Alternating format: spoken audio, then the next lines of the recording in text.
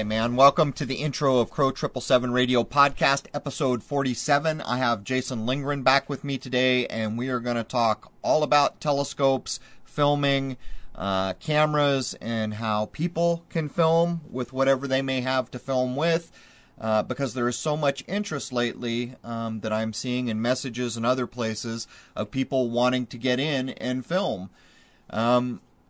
You know, we're 4 days away from the equinox here where I am. It's the 16th today. I think the equinox, they're announcing that it's on the 20th. I think it's like 6:30 in the morning or something. I'd have to relook. But, you know, that's an indicator that it's going to be warming up for many of us who have to deal with winter. Having said that, I'm going to be out there again. You know, I spent my first year having to take care of family members and things like that. Didn't always have someone around to help me get my equipment, you know, across stairs and out. But I will be filming as it warms up, and a lot of other people are taking an interest. So that's primarily what we're going to cover here. In hour two, I will also cover what I view as important clips that I've filmed and talk about them, give the titles and the dates they're uploaded. On YouTube, I will put links to those videos, and I will preface, you know, whenever you're on my channel looking at older clips, you're going to hear a lot of audio that I would flat out change today. In some cases, if you go back far enough, I'm still giving satellites the benefit of the doubt because I'm using satellite maps and still assuming that they're showing me something of value. These things all occurred before I took the time to challenge what I was being presented with and really deduce that there is no there. If you have an interest in filming and you only have a camera or you just want to get a camera, this will be a good episode for you. So many people are getting this camera called a P900 that's got really quite an astounding optical zoom on it, where when you see the footage, you would think someone shot it with a telescope, and Jason looked it up. I think $400 or $500 now for a brand new P900. I hope I have that right. No matter what you have at your disposal, you could film the sky. Even if you have small telescopes, 2-3 inches, you can get beautiful views of the moon. And there's almost no camera and no telescope that cannot be coupled together here in the modern era. But anyhow, let's jump in with Jason. This is an exciting time. It's about to warm up. I'm really excited to get my scope out when the snow finally quits and the 20-degree weather finally quits. And my solar scope, I really want to do some work on the sun. You'll hear me talk about the importance of the sun. I think some of the next big leaps forward that we make may well be people filming the sun at rise and set. Anyhow, let's jump into episode 47. I almost forgot. My new website is almost done, and for members of Crow 777 Radio, what I'm going to do here is when I click over to replace the site that's existing to the new site, I might do something like just put up a home page that says a new site is being launched, so I don't have people trying to log in or sign up or do other things while the website is going live. That won't last very long. You know, maybe need an hour or two for that page to be up before we have the whole new system clicked in. And there it is, man. It's going to be great. I have a real forum, and it's just going to be a much better site, and the security is going to be even better than I have now. So there it is. Cheers. Let's jump into episode 47 with Jason Lindgren. All right, man. Welcome to Crow 777 Radio Podcast. This is episode 47. As has been the usual thing around here, Jason Lindgren is back with me. We decided to do a show that covers telescopic filming, filming without a telescope, and the work that I've done since roughly, I don't know, 2012, I think I started filming. I didn't post to YouTube until 2013, late in 2013, actually. I had a lot of good clips that I held on to for, I don't know, almost a year or something like that.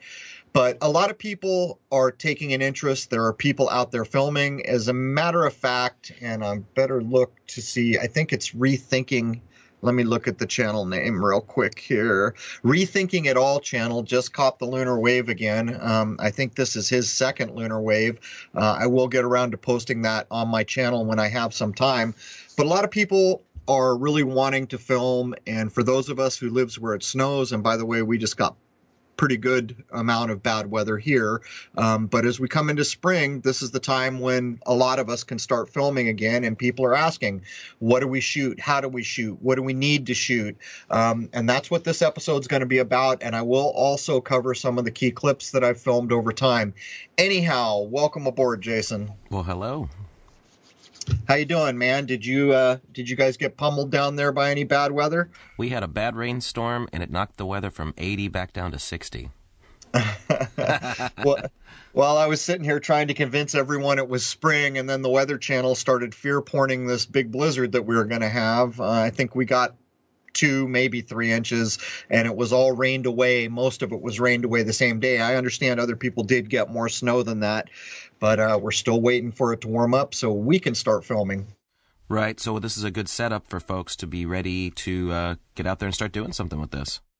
Yeah, and a lot of people don't realize, and we will cover this as we go through, you don't have to have, an expensive telescope and all this gear. There are quite a few people out there filming with just a camera, but as we go through the things we're going to talk about, I will talk about what you need to film certain things, or with just a camera, what you can do.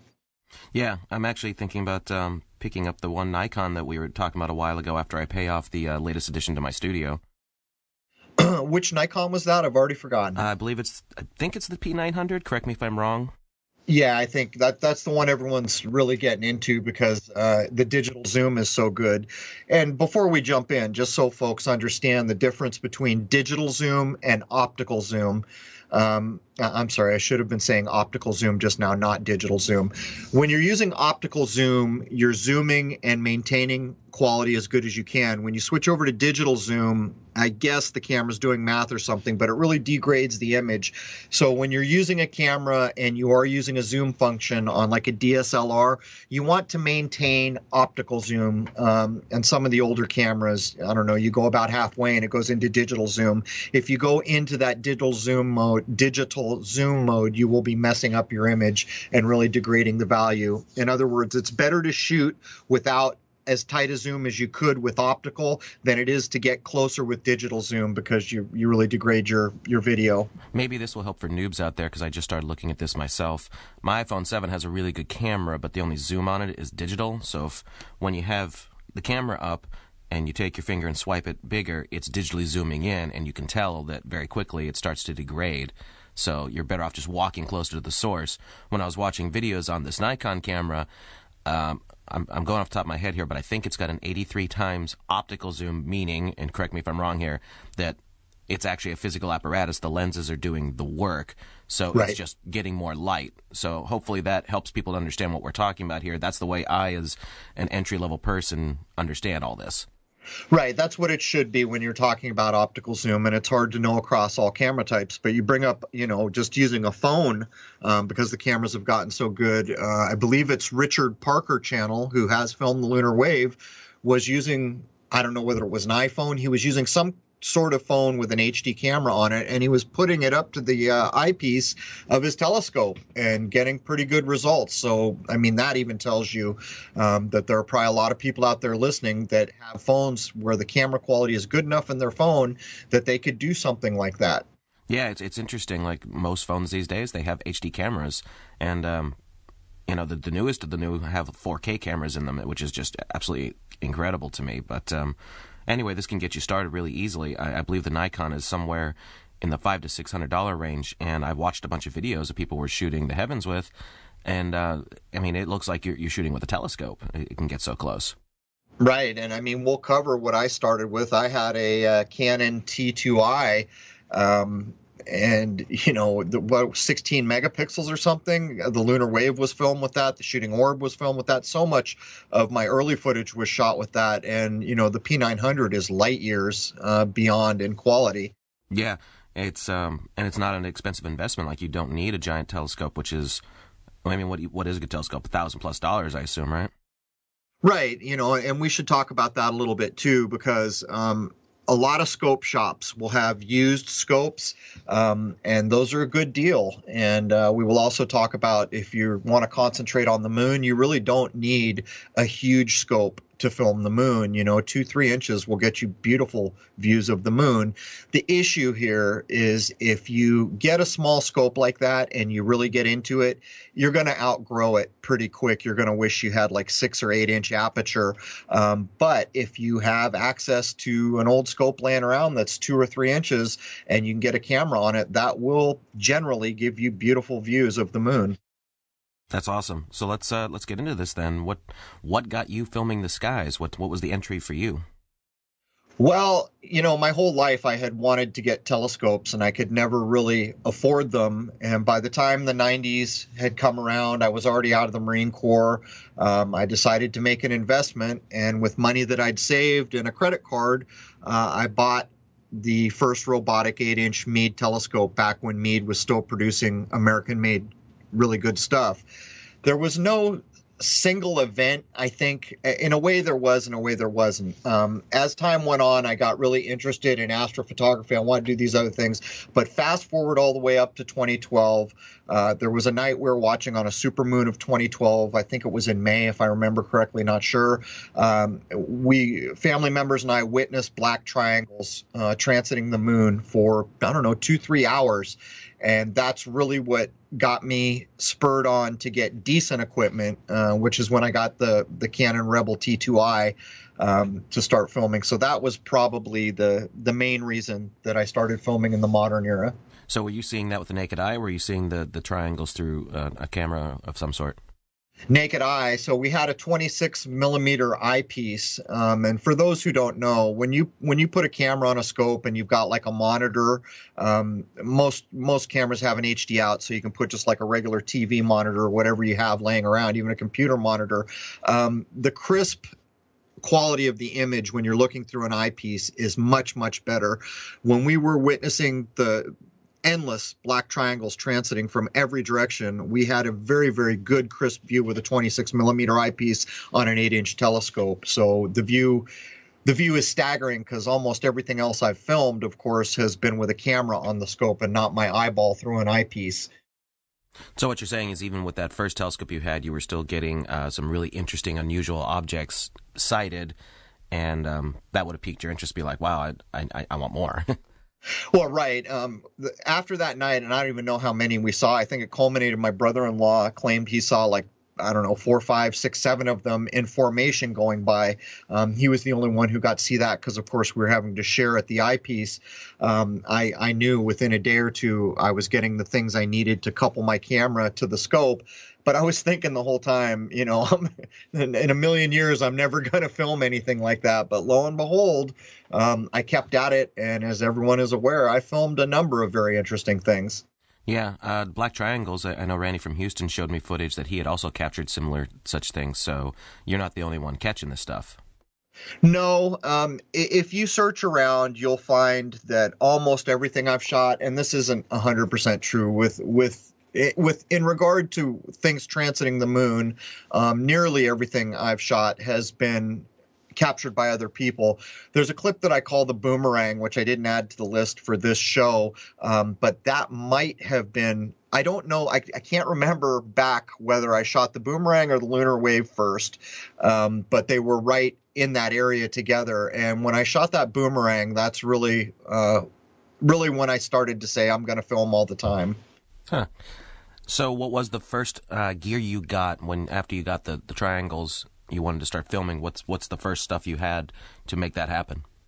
So I had a Canon T2i that I was using for work because I was working on the web back then. It was 16 megapixels. Those cameras are dirt cheap now. I think at the time when they were new, they might have been $300, $400, $500. I don't remember, but in the neighborhood of what a P900 is, I think.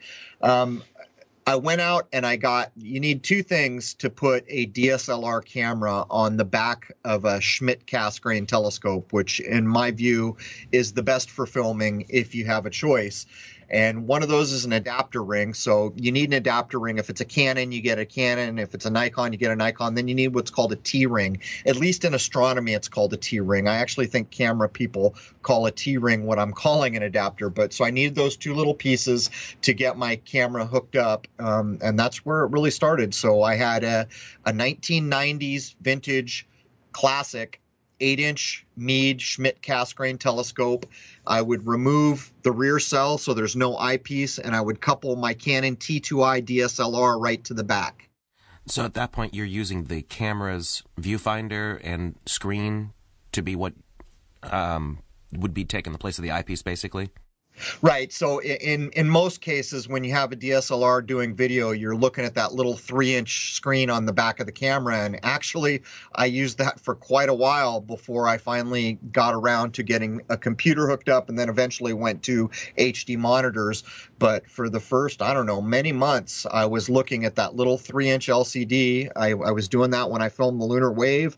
I was doing that when I filmed the Boomerang and any number of the early transits of the moon. That's how I was filming. So what you're referring to is the digital outs on a cam. Most DSLRs are going to have some sort of output, usually a mini HDMI, to get some sort of larger screen like a computer monitor, so that you're not tethered to a little tiny screen on the camera, but you can watch in real time on a bigger screen of some sort.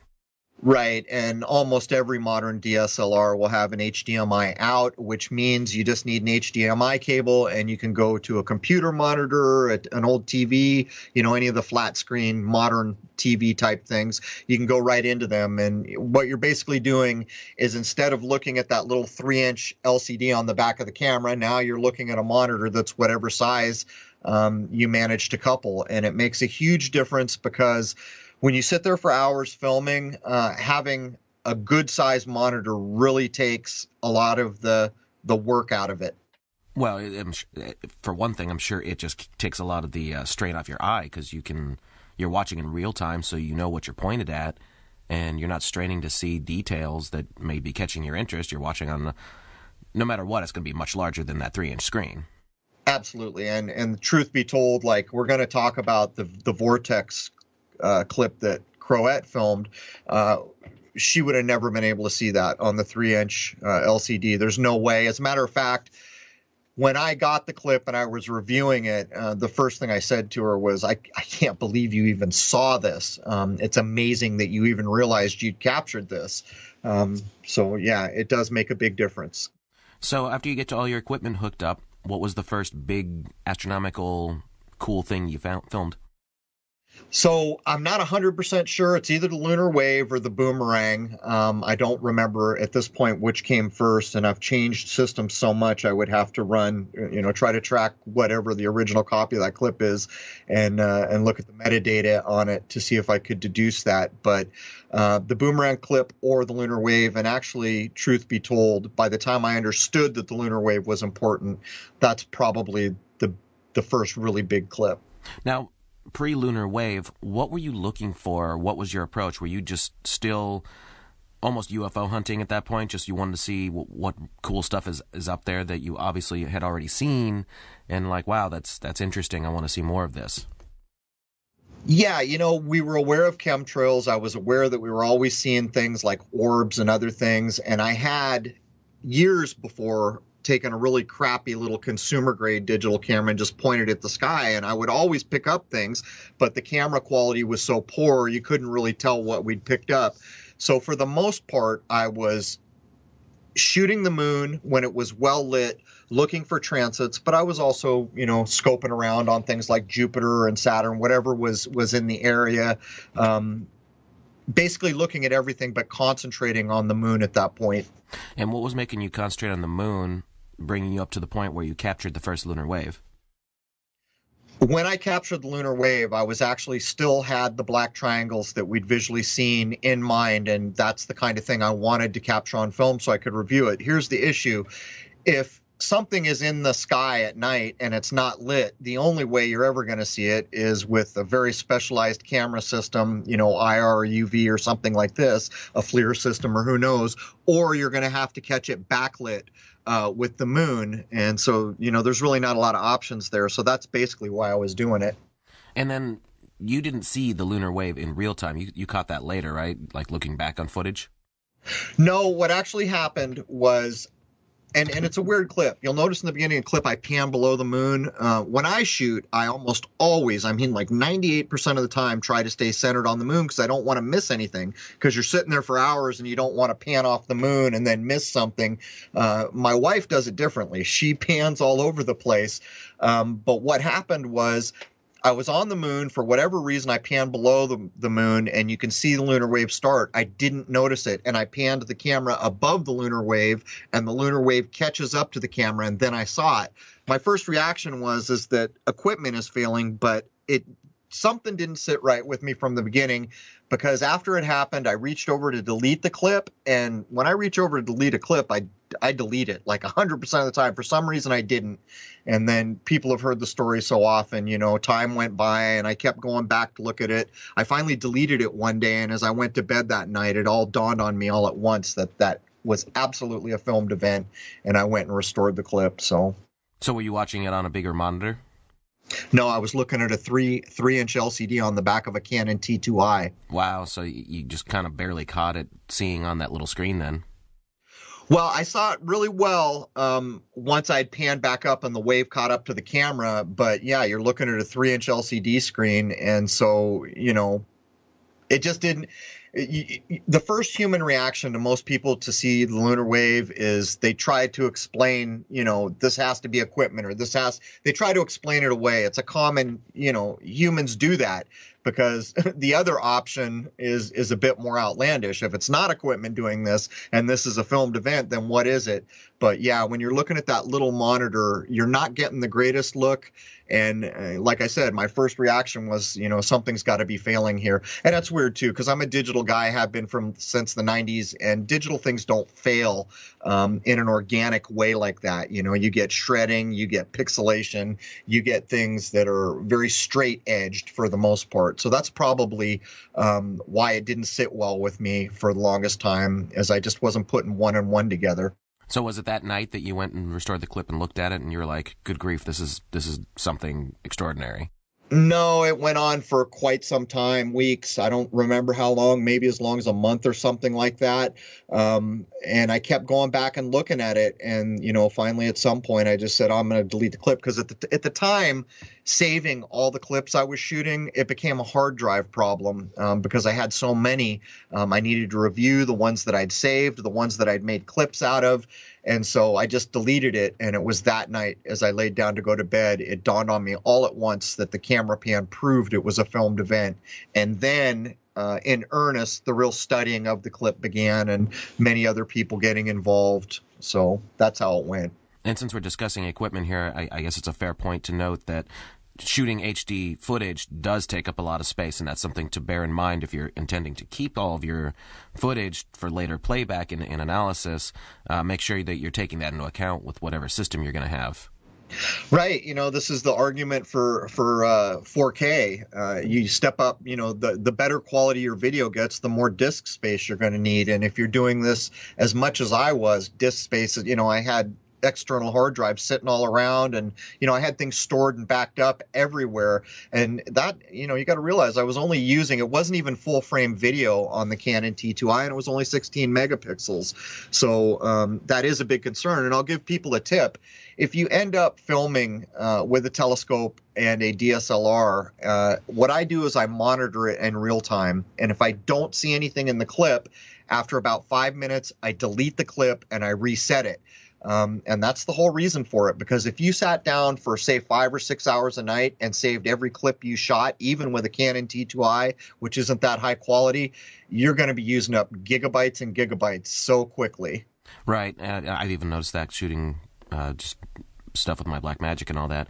So the things to bear in mind here is you're probably going to be shooting minimally at like a 1080p resolution, but the amount of megapixels eat up data, and then the sheer resolution. So if you're going from, say, 1080p at 30 frames or 60 frames a second, jumping up to 4K at probably 30 frames a second, I believe, you're talking about a lot more data, which is great for analysis, but it is going to chew through a considerable amount more space, and you have to bear that in mind. Right. If you have the option, here's what I recommend. You want to be shooting with a camera that does full frame, truly full frame video. The Canon T2i that I used was not full frame. You want to shoot at 30 frames or roughly 30 frames a second. There's no reason to shoot at 60 if you're doing the night sky and the moon and stuff. Now, I did shoot at 60 for quite some time while I was shooting the daytime sky. And the reason is because I was filming things that were going by so quickly that even at 60 frames a second, you'd get them on 1 or 2 frames. So if I'd been shooting at 30 frames a second, I'd be lucky to get a frame. But, that's a valid point, Jason. There's no reason really to shoot, as far as I can tell, when you're shooting the moon or other things, to shoot at 60 frames a second. I mean, it would be nice to be able to do it if you you have the storage space to deal with, all the clips you're going to get. And again, since we're discussing gear here, to explain this to folks, the frames per second we're referring to is literally how many snapshots in 1 second the camera is taking for the movement of the image. So standard film, like if you go to the movies, normal film is 24 frames per second. It's what gives it that slight motion blur and makes it look realistic to the human eye. 30 frames per second is a step up, looks a little more crisper, and then your super very it's kind of hard to describe it, but I guess you'd say very tight-looking video would be 60 frames a second. But again, that's a lot more data. That's 60 pictures per second that camera has to take as opposed to 24 or 30. So again, disk space is a consideration there. Right, and with a lot of DSLRs that I've seen, if you actually do go up to 60 frames a second, the physical dimensions of your frame go down. So I'm shooting at 1080 most times. I think it went down to 7 something when I was shooting at 60 frames a second. In my view, it's more important to have a nice big frame running at 30 frames than it is to get your 60 frames a second and reduce the actual footprint of the video. Now, this is not always true. If you're filming the daytime sky, I'll tell you flat out, if you do it for any length of time, you're going to realize that there are things at distance that are going by so quickly, they don't even need to hide because they're moving so quickly. In cases like that, you really need 60 frames a second. Now, the other aspect we should discuss here would be megapixels. Now, your T2i, I believe, was 16 megapixels, and you have a much more powerful camera now that is does what, 30 megapixels? 36. 36. So basically what that means is how much data is really there, like how much light it's absorbed, and how much you can zoom in on it before it starts to pixelate out. So obviously at 36 megapixels, Crow can blow up an object on his screen when he's doing analysis, and there's going to be a lot more data there for him to see with it, looking at it with his eyes than at 16 megapixels. So that's something else to bear in mind when you're buying a camera. These are all factors you have to consider.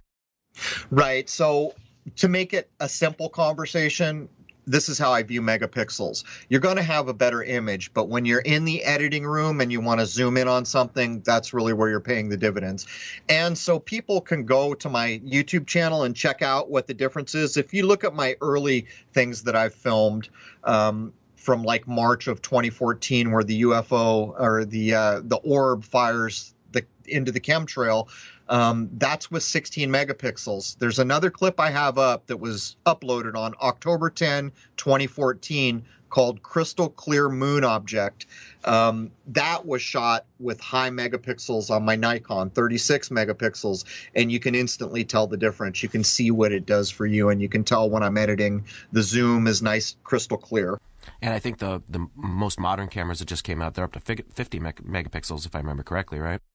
Right. I think Canon, I'm not 100% sure, but Nikon and Canon are always acting like they're racing. I think Canon came out with 50 first. And actually, when I bought my full spectrum camera, which is only 24 megapixels, I was going to get the 50 meg model that had just come out and have that converted to full spectrum. But I started reading in user groups that there was a problem with the video that hadn't been worked out.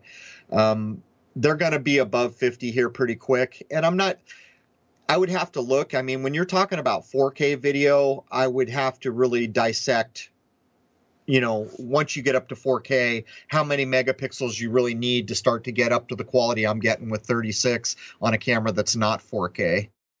Right. So are you saying that you can get comparable quality in a non-4K camera just because the megapixels are there to be able to enlarge? Well, think about this. When you typically see an HD video on YouTube, it's 1080 pixels wide. 4K implies 4,000 pixels wide. So it's, basically 4 times bigger.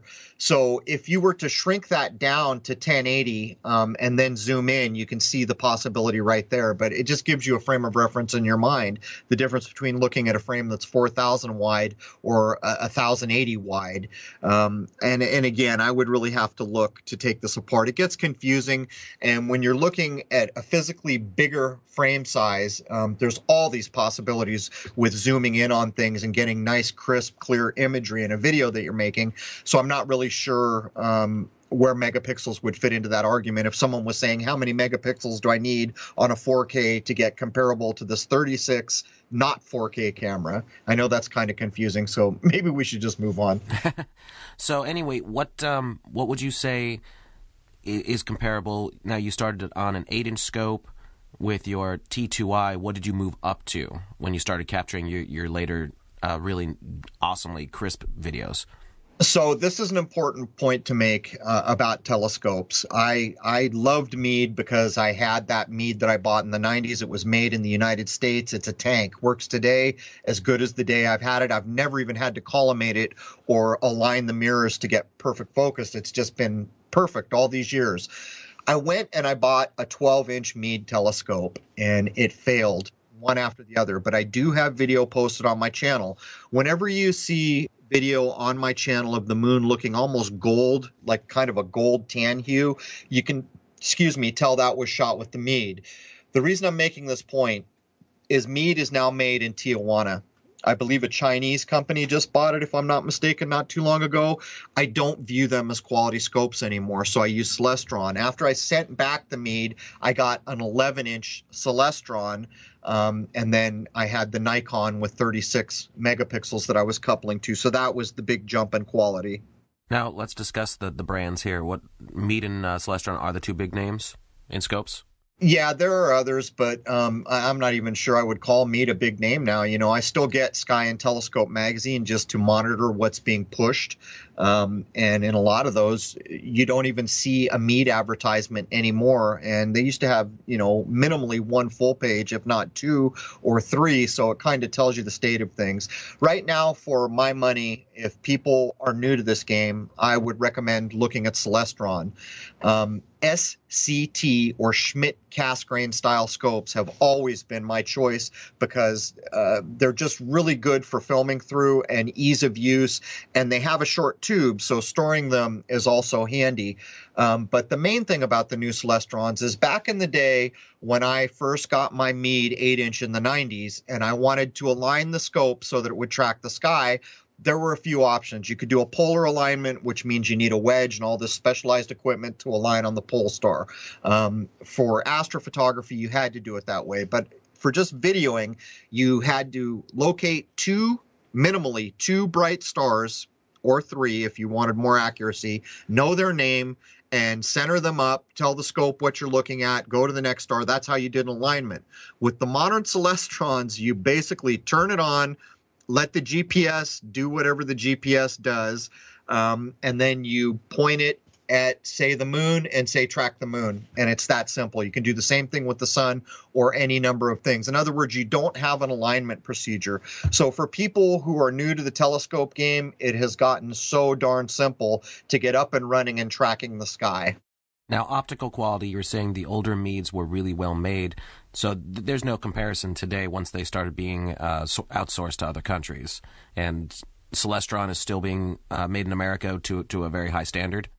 I'm not, actually, to be honest with you, I'm not. I think Celestron's made in America. I would have to look, Jason. I'm not sure, but I know certainly that Meade was in Tijuana because as my scope was failing, they were sending guys up from Tijuana into San Diego. 4 times they did it to try to fix my scope. The image quality is damn good. There's not, maybe even better. It's so good that you can't really tell the difference. There's all these things that you'll read about telescopes, like it's coma free to the edge or aberration free. Put it this way, if you buy a modern scope, you're going to get pretty sharp, decent, good, quality videos. So is it the mechanical parts that are failing and the more modern stuff? Yeah, back in the day, it was all made with U.S. steel. People were taking pride in it. Even that 8-inch, when I was in my 20s using that 8-inch, I would occasionally set it up by myself because you're always nervous about damaging the scope. Usually I would have someone help me. And that 8-inch is probably, I'm guessing, nearly as heavy as the 11 I have now. The 11 may be a little bit heavier. The point I would make is it was built like a tank. And I would also point out to folks, if you get up in the neighborhood of an 8 or 11 or 14-inch scope, the average person is going to need a hand getting it on the tripod to do it safely, to ensure you don't, drop your scope or, push against the tube while it's locked and damage the gears or something. And what are the general sizes you see as far as what someone would have at home? I usually tell people, if you're going out to buy your first scope, try to do 6 inches or better if you think you're going to get into this. Because if you get something smaller, you can get great views of the moon and stuff, but you'll outgrow it pretty quick. And aperture is really everything, because for each inch of aperture you go up on a telescope, it's many, many, many more times in percentage of light you are collecting. The jump from an 8 to a 12, I would have to look it up, but I think it's hundreds of times, or in percent. And again, I would have to look it up, but it's basically a light bucket collecting light, bouncing it off a couple mirrors, and then focusing it out to a camera or an eyepiece. So minimally, if you're just going to shoot the moon, you could do it with 2 to 3 inches of scope, easy. If you're going to use it as a general purpose scope to look at things like Saturn, or try to look at a nebula or a globular star cluster, you're going to really be wanting 6 inches or better. And I'm assuming that it's very noticeable once you start trying to film between a 6 and 8 and 11, just how much more you're getting onto the camera for you to even see in post-production. Absolutely. It's all about light collection, and the more aperture of scope, what the astronomers call them is light buckets. So you can imagine it in that way. The bigger around your bucket is, the more light you're going to collect in that bucket. So the moon is obviously a big thing that your name is attached to, but what other things in the heavens do you feel deserve some really good attention for people to point their scopes at? I don't think anyone's really done with, like Jupiter or Saturn, maybe even Venus, the things that I did with the moon. Basically, what I did with the moon is I filmed it nonstop when it was nearly full or full. And in astronomy, you're basically taught that the moon is a boring thing when it's full, because there's no shadows, so there's no real detail. And so that's probably why I caught all the things I did, is because most people on a full moon just glance at it and they move on. I think it would be interesting to see people do, other planets, other big lights up there in the same way, where you just film for extended periods of time. But as we will probably get into as we get down through the list, I think right now, if I had to venture an educated guess, that the next kind of big deal thing that tells us a lot about this place we live is going to be filming the sun at rise and set. Now, what do you mean by that? What are you conjecturing that someone might capture if they're doing this kind of work? Well, there's lots of imagery of like a double body, like what you think you're looking at in a video, the bright spot where the sun is, and then there's this other little round looking, dimmer sun. There's a lot of video out there where there's a black dot in the center of the sun. The problem here is I didn't film those. So to look at them and find them interesting is one thing, but until I can replicate it firsthand, having been there, shot the video, understanding exactly how, this is going on, I can't really say much. But I've noticed for many years that chemtrails are covering the sunrise and the sunset.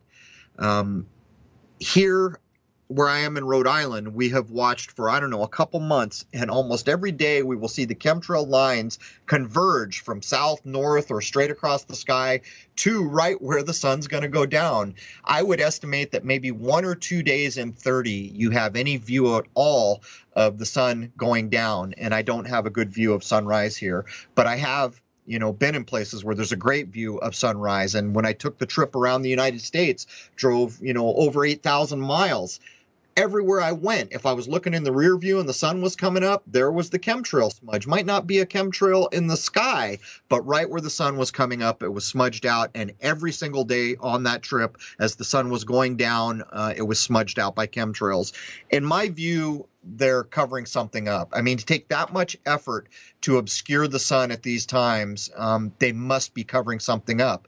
And again, I do have on film my solar scope finding like a a refraction or a doubled image of the sun that I could never satisfy myself to determine whether it was the double stack in the solar telescope that was creating it, or whether I was looking at a light reflection or something like that. But to get back to the point, I think there's something to be found there that's probably on par with filming a lunar wave.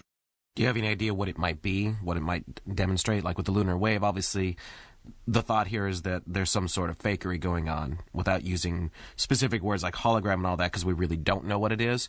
What do you think we might possibly find to do with the sun? A truer description of what's going on. In my view, the sun and the moon are both misdescribed. I don't accept the orbital models. I don't accept the distances. So to be short and concise, to get a bit more truth about what we're looking at. Now, whether or not there's technology up in the sky somehow involved, I can't tell you. Whether or not this double image we see all the time, is it some kind of refraction through the water we think might be where space is? Hard to know. The black dot thing, that's intrigued me for a long time. But again, until I can do that with my own two hands and my own camera, my own scope, I can only value it so much because, we all know what YouTube is, and there's so many dishonest things going on out there. Not that I'm accusing people of being dishonest. My point here is I need to do it firsthand so that I can make definite statements. Now, you've conjectured before about the possibility of space not being an empty void, but liquid. What was it that you saw, and I think it was repeated things from when we've discussed this before, that started making you lean towards that direction? And what's the concept here, that there's a literal firmament or barrier that would be keeping the liquid away from the surface of whatever our planet actually is? Yeah, something like that. I mean, it's a very hard thing to describe. I've had it in my mind since I was a very young person, because all the major religions, most of the major religions have the idea of water being separated from water. In the Christian tradition, that thing is called a firmament. What got me going, from the outset of realizing that the lunar wave was probably very important, getting far enough into studying the clip and other very smart people studying the clip. It was even named the lunar wave. It has that liquid appearance. But as I began to do defocusing work, and I'd been doing this for a long, long time, but as time went on, I kept coming back to it. And you get that appearance that you're looking at a light through water that's being disturbed. And, as recent as even a year ago, noticing that if I defocused a bright light in the sky and watched it, it looked like there was almost a current moving in one direction and then moving to another portion of the sky and doing the same thing, and noticing that it seemed the current was pushing in the same direction. I've had that experience on nights. That's really what drew me down that road. And of course, as so many are aware, it was finally language that made me announce I thought that it might be correct that what we call space is liquid. Now, I had a similar viewing experience when I went to visit Randy last year.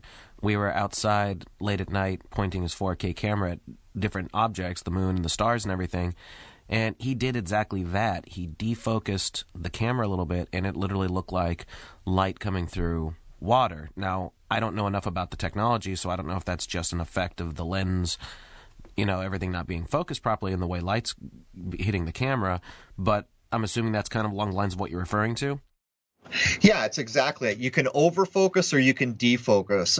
In a telescope, well, I won't even get into that because it's confusing. The point is when you defocus, say a really bright thing like Venus or maybe Sirius, the star Sirius, which is really bright, it gives almost the identical appearance. As a matter of fact, after I did the Space Might Be Water clip, and a guy named Brian Mullen, who's an engineer, I think he released a clip. We did it within 24 hours of each other, I think, and he used science to get there and math, and I used firsthand, filming and all the things that I've explained before. But a guy made a clip where he put an LED bulb in a clear container with water in it, and he disturbed it and put an image of a defocused star next to it. And you can, it was a perfect example. You can see exactly what's being talked about at that point. It's almost a one-to-one match. It's that close. So they're so similar that you can draw the conclusion, is basically what I'm getting at. Well, it's evidence to pull you in that way, and I always describe it as, for people who have seen in-ground pools at night, when you turn on the pool light and then you disturb the water, the image that it makes on the floor of the pool, or if there's walls around the pool, that's, verbatim the image that you see. Now, just doing a thought experiment here, how do you think, let's say there is liquid instead of a void, how do you think that would relate to what people are seeing with the lunar wave? That's a good question. If it is correct, clearly I would surmise that, the water is relating to what we're seeing in the wave. But I mean, think about the last episode we did where we're talking about Admiralty Law and how all of our language is about water. And we were even taking apart some songs like the Beatles' Yellow Submarine. It's easy to see how all these things could relate to a thing like space being water. But it's another thing altogether to prove it definitively. So the problem here is, like, when I got stuck and I couldn't do anything more with my scope, and I took apart the JFK speech, predicting that if I could find the maritime language in that speech, that I would make the announcement. That's not proof positive, but in my view, it's pretty compelling. Now, has anything else ever come up with any of the other objects in the sky that are kind of along the lines of the lunar wave, like, from Mars or Saturn or even nebula or anything like that? Has anything ever been captured by you or anyone else that's similar in the fact that something is wrong with the straightforward image? Not that I'm aware of, and this is why I mentioned earlier that I think it would be very interesting if people had the time to just pick, Saturn or Jupiter or anything, and just film it hour after hour after hour and monitor it as you're doing it to see if the anomalies that we saw on the moon. The problem here is when you're looking at the moon, you can pretty much fill the frame that you're filming with the moon.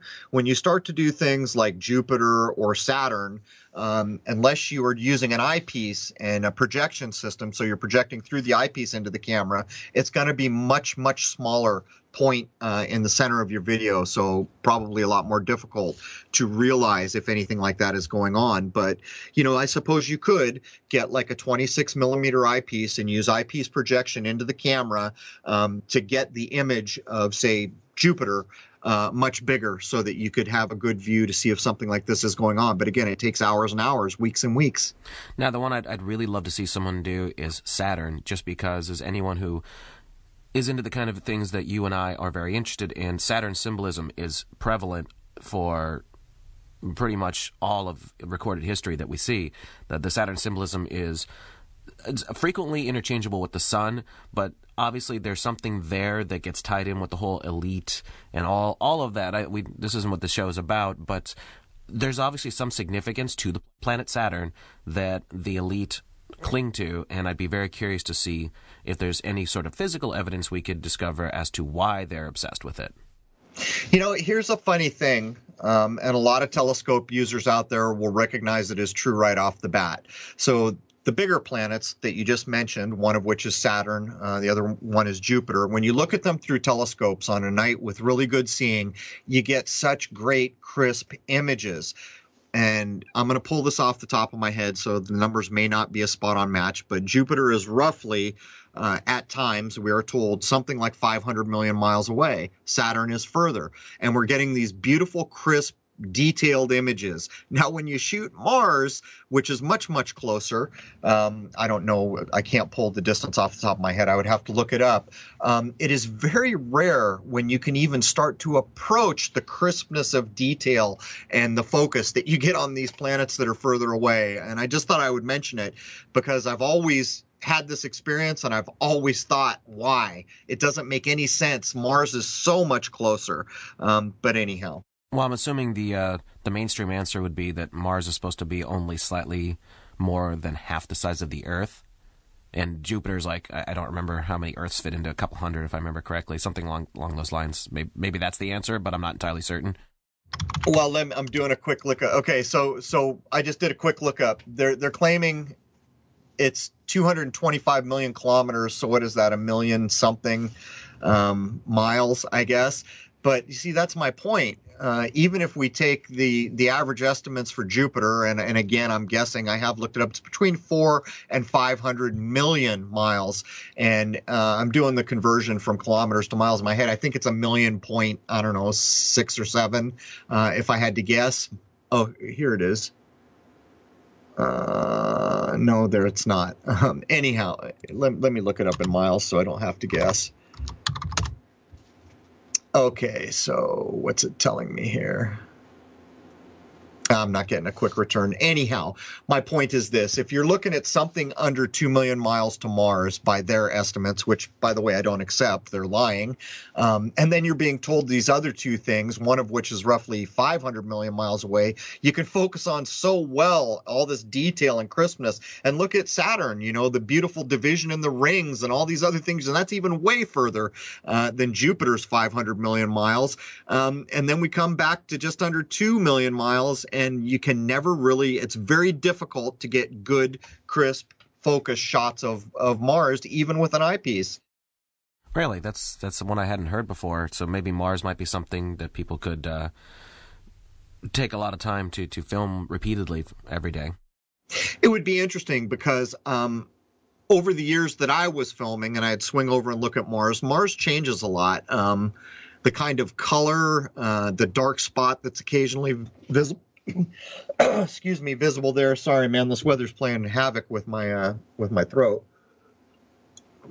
But Mars would be a good choice because it does vary in the way it appears over time. That's interesting. Again, Saturn is the one I'd personally would love to see more information done on. How good can you get with home equipment that someone might have? How good of an image can you really get of Saturn? What kind of detailing? I mean, I've seen pictures of what people have shot, but what do you think could really be made out of that? Saturn's one of these things. The first time I had friends over when in the 90s, when I had my 8-inch robotic, first scope that was decent, a guy from Germany was visiting friends that came over. And we looked at Saturn, and he had me take the eyepiece out of the scope so that he could look, because he thought the image of Saturn must have been painted in the eyepiece. And so what I did was I let him look at it, and there was a language barrier. He spoke a little bit of English. So I put the eyepiece back in to the scope, and I took the tracking off so that now the image is drifting quickly through the eyepiece because the scope's not tracking. But, I mean, that tells you something. It was that good that he was pretty sure that what he was looking at must be painted in the eyepiece. He thought you were faking it. Well, I mean, the first time you ever see Saturn through a telescope, it's a memorable thing. It's quite a thing to see. Do you think there's enough clarity there that somebody with a decent scope and good quality camera could do? Probably not to the level you can with the moon because it's, right there, but can you get good enough details, in your opinion, that you could do analysis? Oh, yeah. I mean, just do a Google image search. I mean, there's people out there with 16-inch scopes that will, blow your mind with the images they get of Jupiter and Saturn, or the lights that we call Jupiter and Saturn. A simple image search in Google, you can put in 8-inch scope, and name one of them, and you'll start to see what people are producing. And a lot of this is dependent on how good the seeing is. In other words, a person, say, in the remote part of Colombia where there's not a lot of city light or pollution, is going to get a way better view than someone shooting from, Los Angeles, or maybe someone out in the desert. But nonetheless, do an image search and you'll see it. People get stunning, stunning imagery of these lights. Now, before we get to the top of the hour, and then I guess in the second hour we'll get to the video analysis of the things that you have seen and other people have captured. Our mutual friend James threw out some questions here. Do you see any value in keeping a star and planet journal? Yeah, I do. Here's the thing, and this is James Alford, by the way, who runs the Sage Sigma Unbound blog. He ended up doing a lot of the Hadibov work for those who follow him or are interested. There's absolutely good reasons to do these things. First off, people who are going to get into this need to teach themselves at least a cursory map of the sky. In other words, the bright stars that are up any given night, you should be able to identify them. Whenever a planet is in view, or what is called a planet, you should be able to identify it visually. These are not hard things to do. It doesn't take long. I mean, within a week, anyone who concentrated on it would easily know the things that are in the sky for that portion of the year. The reason I think it's a good idea to keep journals or notes or other things is because basically what we're doing here is we're challenging what we've been told. And so in what we've been told, there's this whole system that is based on an orbital model that I don't accept. So any bit of data that you do over time and correlate and scrutinize, that's a good thing. Now, I'm not exactly sure what he means by this, although I can conjecture, but you explain it to me. He also asked, have you seen any evidence in the geometrical design of the firmament?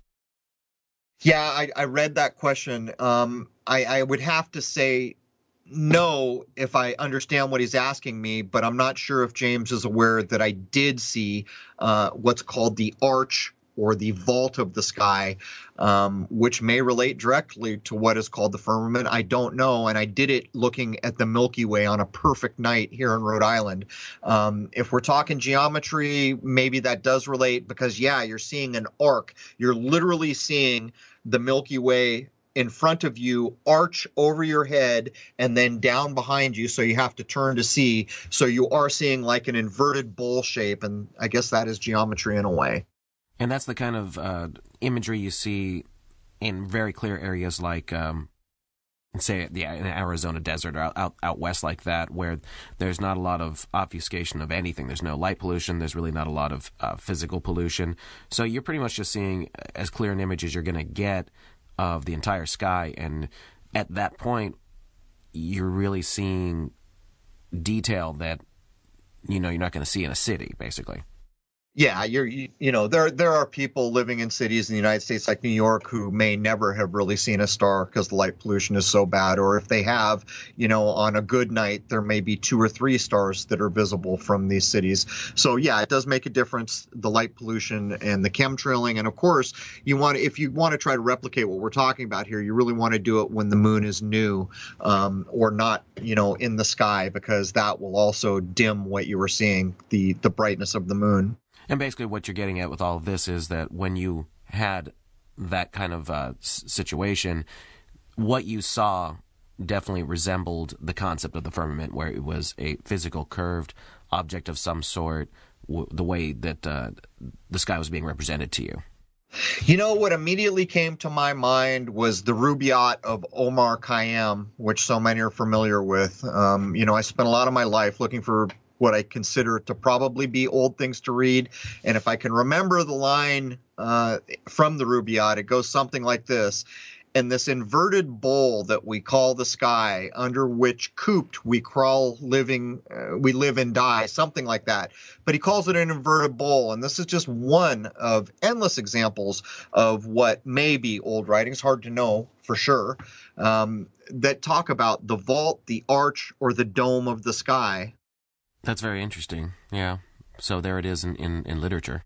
Yeah, I mean, there's tons of example people can look up. It was stunning to me because I have been in places like Hawaii where the visibility was incredible. I've been in deserts a lot of times, and in some cases I was there expressly to look at the night sky, and for some reason I never saw before what I saw on that night. So part of it could be frame of mind. Now when I go out and I have it consciously in my mind, I look, can I see the Milky Way? Is it a very clear night? Can I see it arching above me? And so far I've experienced it once, but now I know it can be done. Now, have you gotten to film in an ideal situation like that, out in the middle of nowhere, gorgeous night sky? Yeah, I don't think you can translate it to video. I mean, you're basically looking through a mono eye, a single lens. I thought about it for a long time. How could you possibly get this to translate to video in some way? And maybe I'm not the best guy in the world to do, to try to logic this out in terms of optical, what you can optically do. I would need to go out and actually try to film it. But I suspect it would be very difficult to replicate with a camera what your binocular view of your eyes is showing you. Now, what about the moon itself being in a crisp, clear sky like that? Do you think you would get considerably better results that you could blow up and see better detailing? If you're shooting the moon and it's well lit, it's the brightest thing in the sky. And so the main thing about filming the moon, and I'll bring this up now before we get into the second hour. So many people present videos where they're saying, look, the clouds are going behind the moon, or the cloud is going behind the sun. These are very bright objects. You need to make sure your exposure is correctly set. If you cannot see detail, or a crisp edge in the case of the sun, or a sunspot while you're filming, and in the case of the moon, there's features on the face of the moon you can see. If you just see a white light, you're overexposed. Anytime you're shooting video that's overexposed, you can't tell anything. You would see a bird fly into one side, and it would look like he disappeared into the brightness of the moon and popped out the other side. So people will be saying, look, this bird went behind the moon. It's not the case. So many people get confused when they're filming the sun and the moon because they don't have their exposure set. And when I say have it set correctly, you're going to basically be dimming the image down until you can see surface detail on either one of these things. In the case of the sun, it would need to be a sunspot, or you would need to have the experience to understand you're not overexposed. In the case of the moon, there is surface detail that will let you know you're not overexposed. If you're filming on a full moon and it looks like a white light, you're overexposed. That isn't going to give you video of value to tell you anything. Just wanted to get that in there. No, that's really important. So basically what you're saying is, to boil it all down, is you need to have some basic photography skills and understand how to use the equipment that you in particular have to get proper imagery. Right. It's akin to taking an image of a person, and you've got a light that you're lighting them with to film them, but the light is so bright you can't see the nose and the eyes. It's just like this big white glare. You've overexposed that person. And so the same is true when you're filming in the sky. You need to have your exposure set, and you need to have your focus right. If these two things aren't at least close to correct, the video that you get on the tail end of that's not going to be worth much. And another thing I would mention is you really need to shoot with a tripod if you're using just a camera. So often people send me images of the moon with interesting things like a double image of the moon, or other things in the video, but they're doing a handheld shot. This is problematic. Again, if you don't shoot in the correct way, a lot of times the video you get on the back end is not going to be worth much. Yeah, absolutely. And you see that a lot with people shooting with iPhones or whatever, because obviously they're just holding in their hand shooting. And even a steady hand, it's still going to have jitter. So the value of that is going to be minimalized versus shooting on a decent tripod that's going to hold the image stable for the entire shot. Right. And you'll see a lot of the video that I had where I just didn't have the option or the time to get onto a tripod. There's things you can do. You can find a tree and you can press the camera up against the stable tree, or a car, or a light pole, or a brick wall, or anything to stable out your shot. In some cases, you just won't have the option, and you got to do what you got to do. As a matter of fact, I think some of the shooting orb film that I got earlier before the main clip, I was shooting that handheld before I got it on the tripod. And the whole thing here is that any object in the sky is going to be moving as well, so you need to have some sort of stability, even like you said, leaning on a tree or a car or something, because you're going to have to track it if you're trying to get it for any length of time. Right. If you're a person who wants to go out and shoot video that could matter, you need to keep these things in mind. The problem here is that most people are usually in a position where they're not filming all the time, and they see something that they think is interesting, so they whip out their camera and do what they do. But again, if you have the option and you see something interesting going on, get a tripod, stabilize your camera, be sure you're in focus, be sure your exposure is set correctly, and what you get on the tail end of that will be infinitely more valuable than just a random click, click, click. So I think a good way to tie up hour one would be know the equipment that you do have, whatever it happens to be, and you're trying to do this kind of work. Know what you're doing with the equipment you have so that anything you can capture is going to have the greatest value in the end. Right, and you don't need to be a camera expert. I mean, we're talking about basic, simple functions here. Setting your aperture correctly so that your exposure is correct, and getting your focus right and stable shooting, with a tripod or otherwise. And anyone who's going to do this over a period of time, trial and error will get you there pretty quick too. You just have to do the best you can to get video of quality. You've got to realize that I started to get a real cult following, so to speak, early on because people were astounded by the quality of the video I was shooting. You've got to realize I was using a Canon T2i that's not even full frame video with only 16 megapixels, through an 8-inch telescope. The 8-inch telescope played a huge role there, but the quality that I was getting from that camera isn't even in the same ballpark as what I shoot now. And yet at the time, what was getting me noticed was people were not used to seeing quality at that level. So you've always got to keep it in mind. The better the quality of your video, the more value it will have if you shoot something. And not only that, the more interested people will be in it because of the quality. Sure, if this is something you want to do, get a YouTube channel, start posting clips, obviously you have to have something of value to put up in the first place. And you were the earliest person to really start doing some very unusual stuff out there that got noticed. So, you built up from there, and this is something anyone can do. You started with, I don't even want to say minimal equipment. It's actually pretty decent equipment, but what you've moved up to is quite phenomenal. And, anyone out there can do this for a relatively minimal investment, and we're going to get to that in hour two. Right. Also in hour two, we're going to name some of the clips of interest I've shot. And just to do a spoiler here, we're going to talk about the vortex that Crow filmed. We'll talk about the lunar wave when I finally discovered there was an energy pulse in it. We'll talk about the clip I made to show that the lunar wave is displacing the entire image of the moon. We're going to talk about the orb that fires that plasma-looking thing into the chemtrail. We'll talk about a couple of the unknown crafts, that weird-looking kind of thruster craft that I filmed when it wasn't quite dark. The clip that I shot where there's these strange lunar pulses and lights coming off the moon. Then something about satellites and a little bit about the little black objects that I filmed. And there will be another chemtrail clip included in there. Those are some of the things we're going to break out. We'll name them by title and upload date. In YouTube, I'll put the links down. But that's just a small portion of what we're going to be covering in the second hour. Also, as it warms up, the interest of people wanting to film has really exploded. So I urge everyone, even if you can just get your hands on a camera, whatever equipment you can get, do what you can do. As you do it, your experience will guide you. And who knows, maybe you'll be the person that produces the next piece of footage that just, wow, look what we know now that we didn't know yesterday. Anyhow, Jason, anything to add?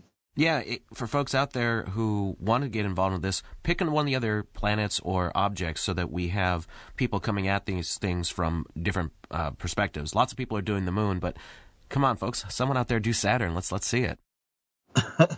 Well, I'll tell you what, Jason, as I start shooting again this summer or this spring, as Saturn becomes one of the objects that's in the sky, maybe I'll take some time to get some footage.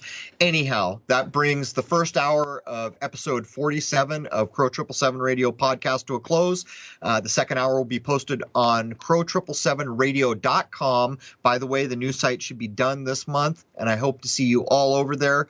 The second hour is posted for members. Thank you.